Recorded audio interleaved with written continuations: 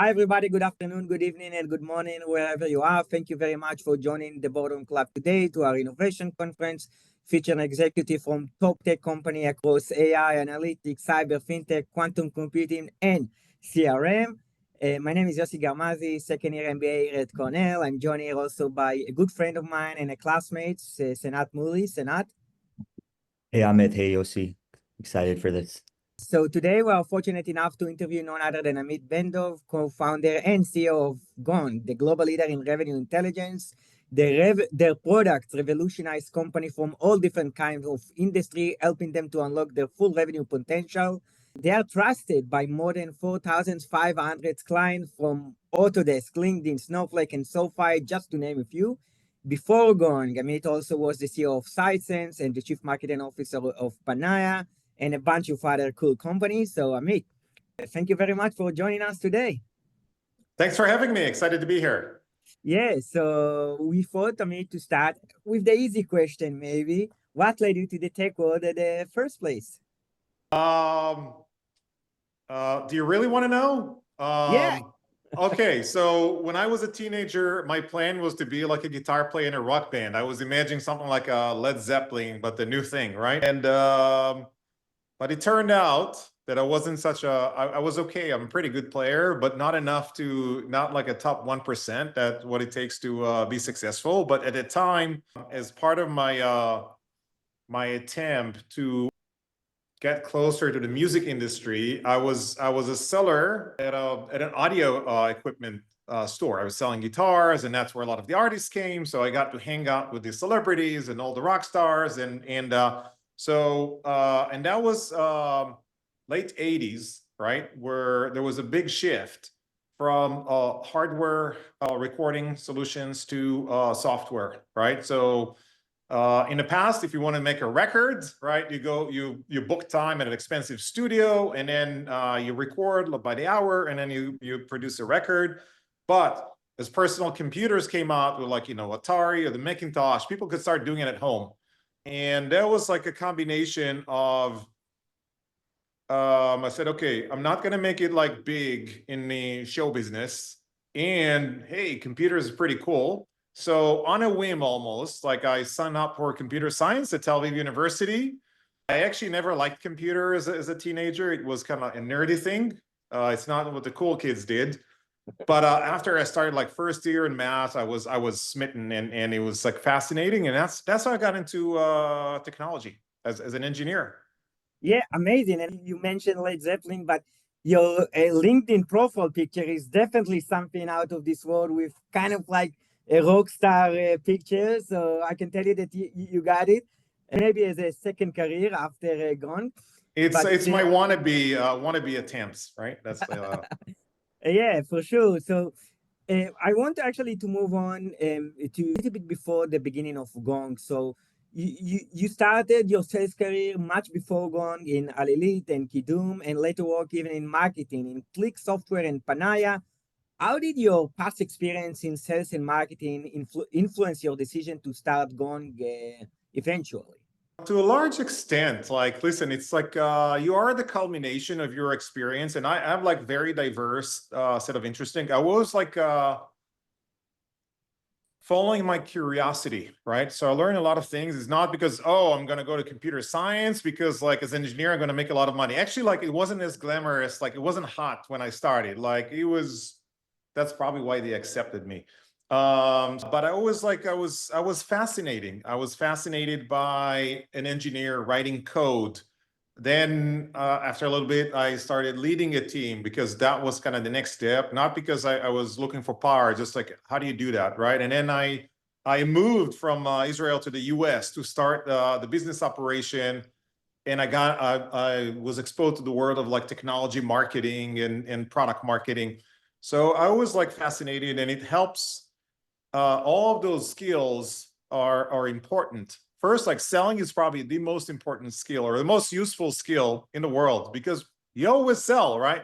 You sell to investors, you sell to key talent that you want to work for you, you're selling the dream, you sell to customers, you sell to your kids sometimes why you should go to bed right now, or it's this gross thing right now. So it is very useful. understanding marketing and strategy and product really helps you make the right calls strategically. So even there are parts in Gong, like in the product design, that I could trace back to my days in recording studios, kind of the way that the product is laid out, the musical instruments, the roles, the parts. So it all somehow creates this like a cool cocktail. Yeah, definitely. So you say it's all based on your experience. So let's see what me and Senat will ended up doing at the end. And yeah, so now you started Gong, and as every other company, you need to raise money at the beginning, and specifically seed money, and you need to choose your investor. And I read that some of your early investors, Shlomo Kramer and Dror Nachumi for Norwest, who, by the way, we are soon going to host and discuss his investments, and one of them is Gong. How did you choose your investor during the seed process? Was it in a way different or other than, say, raising Series A? Believe it or not, it was like very hard for us to raise money. Almost nobody wanted to invest in us. And unfortunate, Dror and Shlomo were confident enough to take the risk and bet on us. Because, you know, I'm a seasoned executive and entrepreneur. So theoretically, it should be like a walk in the park for me to go and raise money. I know the VCs, they know me. So, but it was like pretty hard. So, you know, 2015, we started raising money. We had this like silly idea that AI could transform the way that companies manage customers and revenue teams, right? People didn't get it, or like we couldn't articulate or create the conviction. There are lots of objections. Seller is going to hate it. The technology is kind of hard. Google and Amazon are going to own this space, right? Whatever it is, like none of that actually was true. And you know, we had only Shlomo and Dror, which are very seasoned and savvy. In hindsight, made like a really good call, invested in us. That allows us to grow the company. Serious was a little easier, but still not super easy. It's not that people were like chasing us. We had to chase, and we had like more options now. Series B now was like in C. So when you started having like phenomenal traction, people saw that how users are not only don't hate us, they love us and talk like in ridiculous words about Gong. That made it a lot easier. It's amazing. And I can tell you that I talked with actually one of your clients, and they said that, you know, when there was the downturn in the economy, so they needed to cut some of the workforce and maybe cut some of the services like Gong. But then they just like noticed we couldn't just continue without Gong. So now they're coming back to you. So it's amazing. And moving on now to the early growth of Gong. Can you share with us how your go-to-market strategy evolved from the early days to now, as Gong, as you mentioned, has a significant traction with thousands of clients from all over the world? In the early days, there's not so much strategy. It's more like tactics. You just try all kind of things until they work. Fortunately for us, it worked. And you know, first, like, it's not just me. I have like a great co-founder and our team members. So it's not that I did everything. So there's good brain power at Gong. The collective brain power was instrumental. But you move, you know, the stages are first you sell to like friends and family, right? That they're kind of doing you a favor. Then you get, and you know, and it's all like founder, me selling, right? Which again is not easy. Then you try to prove yourself to learn to sell to total strangers that don't know you and don't like you, right? That's phase two. And then once you nail that, you bring the professional sellers, and we brought a great sales leader that helped scale. So if it's interesting, we could talk about like each of the three steps and what was our experience. I think there's some good learnings. And did you start with any specific industry or geography? And have you encountered maybe any challenges moving from geographies or vertical, such as restriction on recording? Can you share some of those examples? Great question. So we started, even though we're based in Israel at the time, we're like a small WeWork fish tank, right? Like 5 or 6 people here in Tel Aviv. We're selling solely to the US, right? We did not deal, and they said this is so large that there's no need to go global. And I think we started selling in Europe only we're like past like $100 million, which is like fairly late for companies. Most companies start a lot sooner, which in my humble opinion is a mistake, or at least for some companies. So the first, we charged early. We had a few people that we kind of twisted their arms to kick the tires. We weren't even planning on selling anything on the first year. We just wanted to have enough data to train our AI models. And people were kind of like, you know, you think that to be excited, they were not. Like, nobody has time, and it was hard to grok like what Gong does, because so revolutionary. Only once people started using it, they said, oh, like you can do this, right? And probably we didn't explain it very well. So we got these like people that were doing us a favor, a personal favor. Hey, check it out. But we saw that actually usage and engagement was pretty good. So, you know, I was telling my partner alone, you know what, let's do a trial close, which is it's a sales technique that I've learned like over the years. You just go and ask for the order. And what happens, you may get a yes or a no, but you know exactly where you stand. So we went to everybody and told them, like, hey, sorry, beta is over. This was like April, like 4 months after launch. And now it's time to pay, right? And we charged like a non-trivial account. It was like a few tens of thousands of dollars. It wasn't like $1 million. It wasn't like a buck, right? But it was like we wanted to be somewhat painful, right? And the goal was not the money. We were ready to get a lot of no's. And if someone said a no, okay, what else would you need to see to get to a yes, right? What are we missing? So that's the whole point of the exercise. When you let people try, they might try, but there is a huge gap between people are actually willing to pay and people are willing to kick the tires, right? So it's important, at least in our case, was important to ask for orders early. Fortunately, we got 11 out of the 12 said yes. They hated us, but they said yes, which was like a good sign, right? So we celebrated at the company and said, okay, now next phase is total strangers. And I remember like I went to like the first industry event in Chicago, and I started meeting, and then we got like our first stranger that bought from us. He saw it, so oh my gosh, it's amazing, it's just what I need, and he bought, right? So that was good. And then I hired a couple like lead gen people, like SDRs, and people could book appointment with me as a CEO like on the website. So my calendar was filled. Most of them were pretty bad, or not qualified, or not bad people, but just not relevant. But I was happy because I was able to practice the pitch, understand what people understand. So it was good experience. And then we started getting more traction with the total stranger. All the while, we're like improving the products. It's not just selling; it's just improving, understanding what people want, people don't want. And then this phase 3.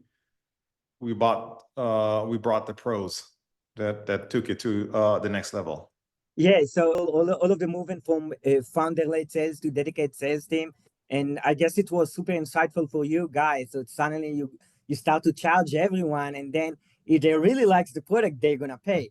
And moving on, maybe to Gong started to raise money, right? And up to date, I think you raised a $584 million, a substantial amount of money, because at the end of the day, you need money in order to grow, and specifically as a growth company. Can you share with us, is there any right time to raise money, or should you raise money whenever possible? What factor did you consider? How much to raise when? And how do you spend it wisely with that amount of money? Yes, there's a very specific time, right? You should raise money. It's just like when you can, right? My approach that I've learned over the years: raise when you can, not when you need. If you raise when you need, there will be blood, right? It'll not be fun, right? So if you're desperate, you know, it's capitalism, and it's not unfair, but that's like so we raised a substantial amount of money. The vast majority of it is still in the bank. Like we're not using it. We're burning very little. So if you pardon my language, you should eat like an elephant, right? And poop like a bird, right? So like don't spend it all. I mean, it doesn't need to be like cheap, but you eventually all companies need to generate cash, right? This is like a viable business. But if you have like a significant war chest, right? It allows you as a CEO the ability to maneuver, right? You're not flying just above the tree heights, right? You can afford mistakes, you could take bets, right? You could, again, calculated risk, not spending on anything lavish, right? Like fancy offices, like, we never had a long-term, we're still at WeWork today. To this day, we have not had like a long-term lease, like more than 2 years. I think we've just now did our first like 3-year lease, right? Because I just never wanted the liability of like being stuck with real estate. So we're very hopefully wise in how we invest the money. We invest in talent, we invest in product development, in engineers, in marketing. But it's not our style to do anything lavish. We did a Super Bowl ad like at one time, but it was like COVID and we got a really good deal. It looks like we spent a lot of money. We have not. So most of the money is in the bank. Raise when you can, like when the times are good and you're on fire. There is sometimes like, too good of a deal. If you don't think you're going to be like a very large company, don't raise like large amounts because, you're going to screw the investors, right? So you have to understand that, and again, if you hit a bump, that's okay. But in the long term, you need to be honest with yourself that how big could this business be? And if you have conviction, right, and evidence, right, then go and raise whatever you need. Yeah, so I will take raise when you can and do it wisely as well. Yes. And yes. talking now about LLM and the rise of AI, indeed, Gong was at the forefront of this innovation era, much before AI was a big thing. And you actually have several collaboration with different company in the LLM. Can you share with us some of those partnerships and how Gong leverage them? So first, like when so we're doing I was writing neural networks in the 90s, right? So personally, right? I could do things like add numbers, right, or some basic learning. Then we did like when we started Gong, we did like deep learning or RNNs and some other models. Working with transformers like for a few years, even before ChatGPT came out. But when ChatGPT, there are a few things. First, like everybody got excited, right? And a lot of people kind of spelled doom for Gong because, oh, now it's easy, like everybody can do that, right? And sure enough, we're alive and kicking and growing. We viewed this kind of as enabling technology for us.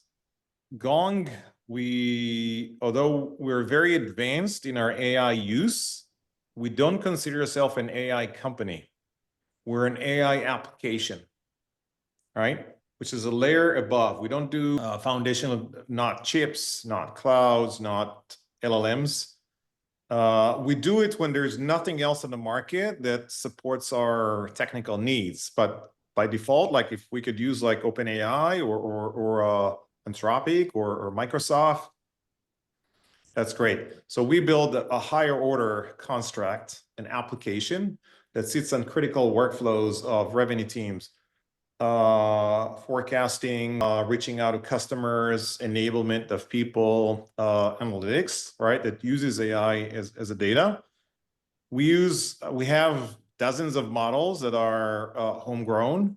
And again, we might teach them one day. Like if there's something else out there that is better and cheaper, like it's not like an ego thing. And we work with all the vendors.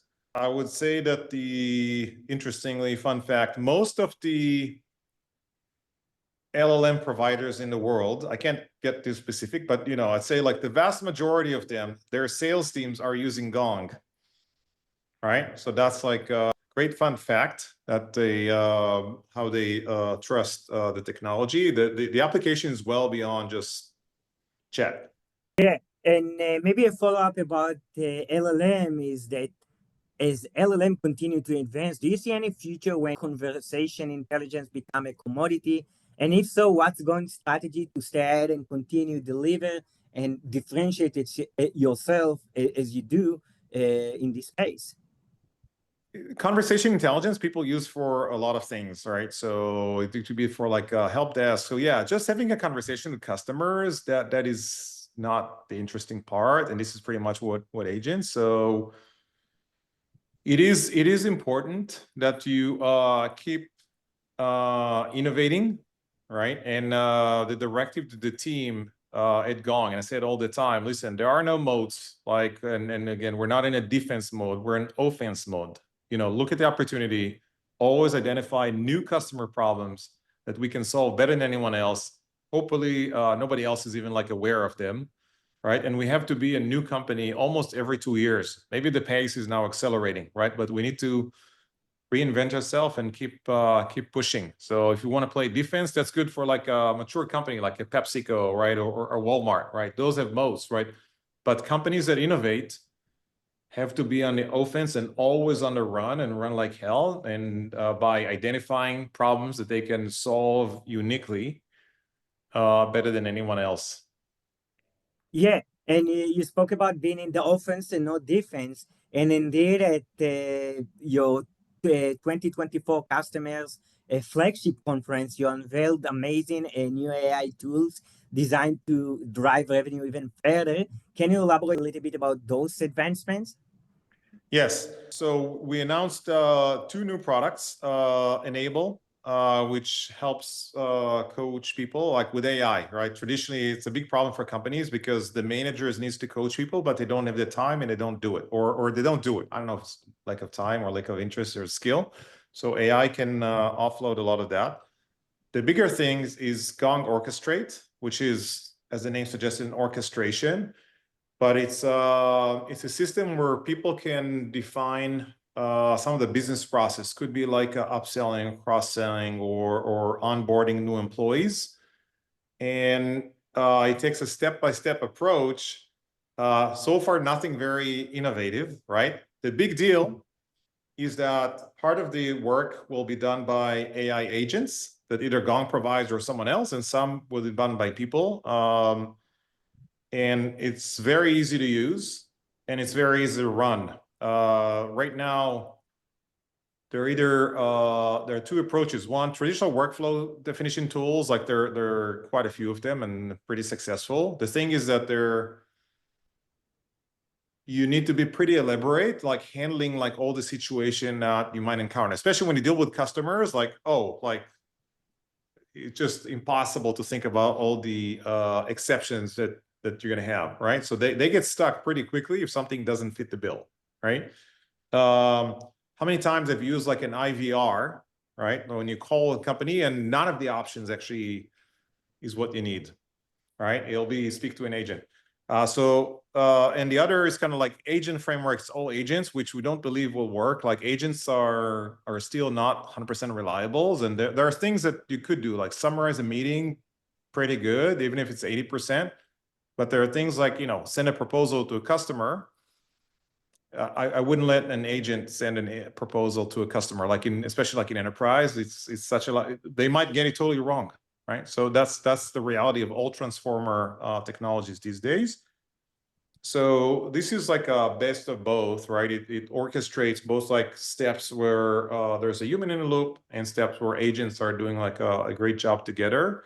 In a way, it's like way easier to use than anything else out there. So we envisioned something like this in when we pretty early on in the company, like in 2017. I still have the sketches. So everything like a co-pilot approach, AI prediction, hands-free interaction with application is all part of our multi-year plan that we have the designs from 2017 and we're still implementing. Amazing, and we would be glad to see those sketches from early on. But I have actually a bunch of other questions, but my friend here, Senat, has also a great question to ask you. So, Amit, thank you very much for answering all my questions. I learned a lot. And Senat, without further ado, the floor is yours. Yeah, well, thanks. A few weeks ago, you mentioned surpassing 300 million in revenue. Gong has rapidly adapted to, the new AI landscape. And so, moving forward, mentioned phase one, two, three. Is there going to be a phase four in your journey for, for sales and scaling?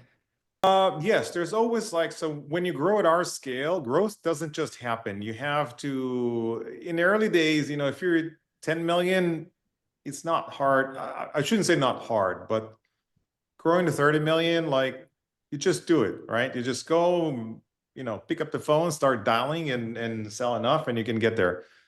At our size, and definitely companies are bigger, you have to think in advance because there are new revenue sources and those take time to develop. You can't oh, let's do this. It could take 3 years from the moment you start until they actually create meaningful revenue, right? Not 1 million, but where's the next 100 million coming from? So you always need to layer them.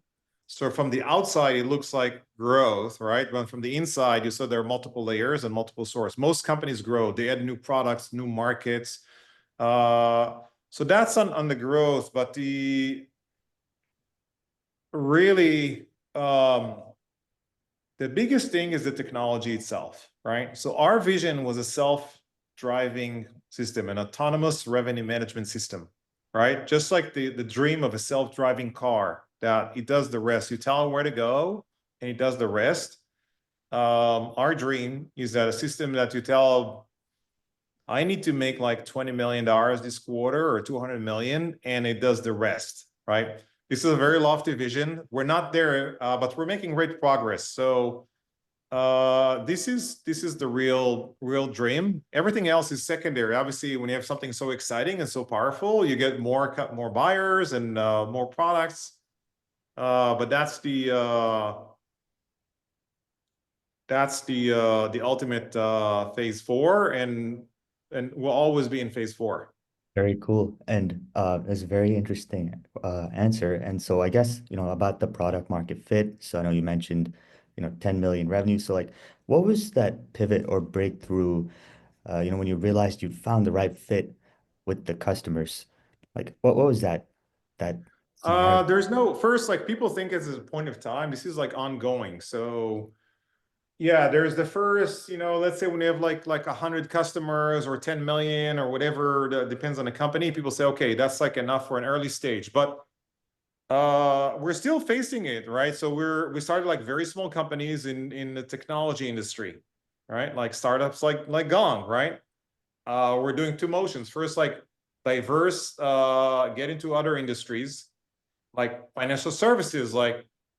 I wouldn't say we're at a point where product market fit, where we get initial things, right? And very large companies, right, that do a lot of 7-8 figure deals, right? And there we have great traction, and we have quite a few of those customers, but it's not 100, right? So this is an ongoing, right? It's not when you think, okay, I'm going to launch something. Yeah, there is a point where you say, okay, there are enough. I know that the product solves a problem that people are willing to pay enough money for them. But we thought initially, how do we get to 100 million? That was when we started a company, that was oh, that means we've made it, right? Now we're thinking billion and billions, right? So there's always a product market fit for new products and new markets. Very cool. And then, I guess about the model, the SaaS model. I know, Gong does a strong enterprise focus. And so what are your thoughts on the freemium model as a long-term subscription for SaaS companies? It depends. It depends. Sometimes it works well for some companies. For us, it's not a good fit. And although people say, oh, we should let people download it, right? So just the nature of what Gong does, we connect to systems that are so sensitive, right? The CRM system, the phone system, the emails. There is absolutely no way that a large org, maybe the startup, yes, but that a large org would let a seller start Gong and connect to internal systems, right? So we have to get the full power of the system, yeah, you could record calls or transcribe, but there are plenty of tools like that at that level you can, right? But to get to an organization and get like the real power of AI, and the power of AI when it has the data, right? Without the data, it's I wouldn't say useless, but not great. But to connect to the internal systems, it's not like a product-led growth or whatever people do it. You could do it with small companies. If you sell to enterprises, very difficult. Very interesting. And I know you mentioned, you kind of touched upon the fundraising strategy. Gong's raised close to 600 million to date. I guess, how do you decide, how to and when to allocate funds, especially if the company is not yet profitable? We have an operating rhythm at the company. We have like an annual planning process. We have like quarterly reviews. We have monthly reviews. We have weekly. So we look at it. Everything has these cadences, right? And our process usually starts around June, July. And we have like an almost like okay plan by November, and it's stamped like around January or February, right? That's the process. And every year we decide first, the capital is what's the strategy, right? Kind of like what are we going to do in terms of like product and value to customers? That's the most important thing in the priorities. Then we also build an operational and financial plan. How much do we think we can grow? And then what resources are required? And we don't totally reinvent the wheel over there. We know what we did last year. So there's some extrapolation with some assumption, what has changed, like what could we do, where can we improve? And also we try to get benchmarks from other companies to see, investment in R&D versus ours. It doesn't mean that we copy, like we allow ourselves to be different for obvious reasons, but that's it. Makes sense. Makes sense. As Gong scales rapidly, how do you prioritize your time as a CEO? Do investors demand, more of your focus now, or is it primarily, product development and customer relationships as it was before? How's your role kind of evolved? Investors don't demand a lot of time, and if they're good investors, they shouldn't require your investors shouldn't waste a lot of your time. They want you to work with employees and customers. All right, that's where I spend. And some business development, like when partnerships, right? For some companies, it's like very important. So I don't spend like a lot of time with investor. We have like board meetings with some of them like monthly, and if something happens and I cancel, like they're not upset. So they want me to focus on the company. I do have like a fantastic leadership team that I don't really need to do anything. So, I could take 30 days off and everything would work just fine. Right.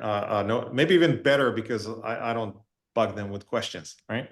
So, and that's what every manager should try for. They have such a strong team that can run the day-to-day. So I focus on product right now, for example, orchestrate. So I dive in. Tomorrow I have a team where they're presenting the design, the ERDs. So we have like a better idea of like what's being planned. Today we do a deep dive into support where we have a lot of backlog. So to try to understand like what's the problem. I did like a few weeks ago, I did like a day fielding support calls like with the support team just because I wanted to understand their experience.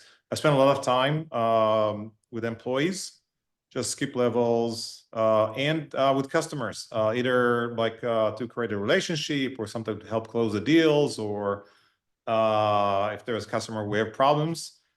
It's not always joy, right? So to try to show my support and bring it back on track. Amazing. It sounds like you have excellent product vision. And so, where would you like to see Gong in the next maybe 3 to 5 years, given your experience? I hope that this is like close enough and far enough time frame that we could become the main AI system that companies run their revenue teams, right? With like everybody in the organization, from sellers to their managers, leaders, operations, enablement. use Gong as their primary system of getting insight and automation. And we moved to a world that's much more informed and doesn't have all the drudgery that's associated with traditional CRM systems. Cool. That was awesome. Moving on to, different questions, a different set of questions. Do you have any advice for young entrepreneurs like, Yossi and I? It's hard. First, I wasn't like an entrepreneur when I was young, right? I was like worked at companies, like very early stage. I joined very early, but I started Gong at 49. So yeah, which is like very unusual. But I think it might not be a bad idea to work at a company for a little bit, just so you understand kind of the basic, how you run meetings or stuff that you could learn and on someone else's penny, right? So there's good experience. You create a network, and sometimes, who knows, you might get your new idea. But some people didn't go. Bill Gates and Mark Zuckerberg didn't work for any company, right? So they started their own thing. So, but for most people, it's not a bad thing to get a little bit of experience, to learn even how to run a professional organization, use it to soak it in, observe. The most important thing, right? The most important thing that wanting to be an entrepreneur is rarely a successful strategy. The reason that you need to start a company, because you're passionate about solving a problem, right? Because I see people sometimes need to go to some of the shared spaces, and I go to all these events and said, I'm looking for my next adventure. I want to be start a company. I said, what is this company about? Well, I'm looking for ideas, right? So they obviously they want the lifestyle of an entrepreneur, which isn't all that glamorous. It's hard work and very stressful. But they like the idea of being an entrepreneur. But we didn't start Gong because I wanted to build a company, right? I saw a massive oversight in the market. I said, AI can fix this problem. Let's go and solve it, right? That was the key. So have a real passion for something that you understand pretty well, and are committed. It takes a while, right? There are very few overnight successes. Most of them take a while. Makes sense. Is there someone that has impacted you the most, maybe in your childhood or through your working career? Do you have some mentor that has helped you professionally? No, I kind of I grew myself, and it's not bragging. It's not necessarily a good thing, right? I came from a very humble background. I came, Yossi might know, I was born in Eureka, which is a very small town in northern Israel, right? There's all my family is lower middle class, nobody went to college. There's no expectations that I would, if I would today, if I were kind of selling at the retail store, my parents would still be okay with it, right? Again, I grew up in a loving, good home. Weren't hungry or domestic violence, all those things, right? But I read a lot, right? So that's I taught myself. I learned from books, anything from history to physics, business, marketing, and I had the fortune of working at good companies. Even as a first job as an engineer, writes code that gave me the opportunity to learn and grow within the company. So that's so I had lots of people. There's no I didn't have a mentor. I didn't go to an awesome university like Cornell, right, or anything. And I went to computer science pretty late, I think when I was 23 or something. Wow, that's very interesting. And it's amazing that you've built such a huge company that's touched a lot of people. Um, I guess I'm gonna pass it over to Yossi. That was really nice. Learning a lot about your story. I think we have a few more questions for you. So, Yossi, you wanna go? Yeah. So, Amit, thank you very much. We have actually last question for you. Do you have any favorite movie or book that you read or watched recently? All right. I have a few. Like last night, I was on a trainer. Like I watched like Inglorious Bastards, so, which I always like on when I fly. I could watch it like almost like every flight. I would still find those like some of the episodes like quite funny. I also like Moneyball. Both are Brad Pitt, by the way. It's not Yeah, that. Yeah. So. Moneyball is definitely. actually like a very good analogy for Gong, right? That came with like a field that was based on hunches and ideas, right? And they said, no, there is a science to it, that there is math and there is data, right?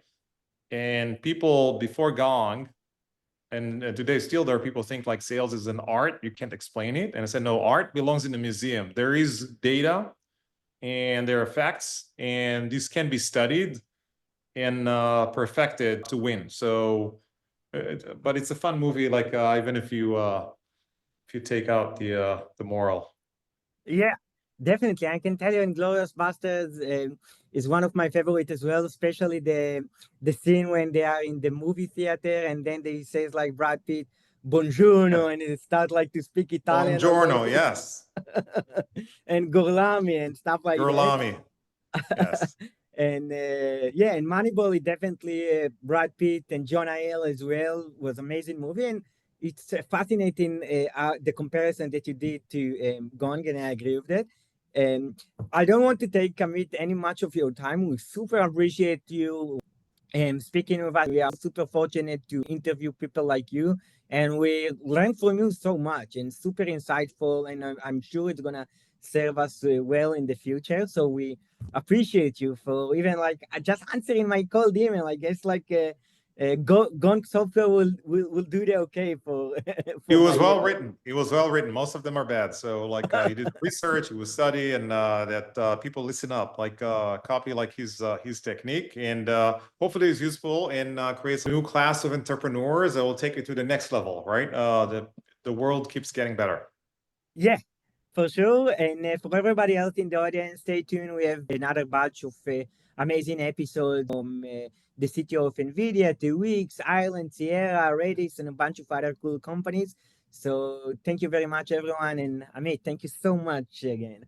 My pleasure. Have a great day. Bye.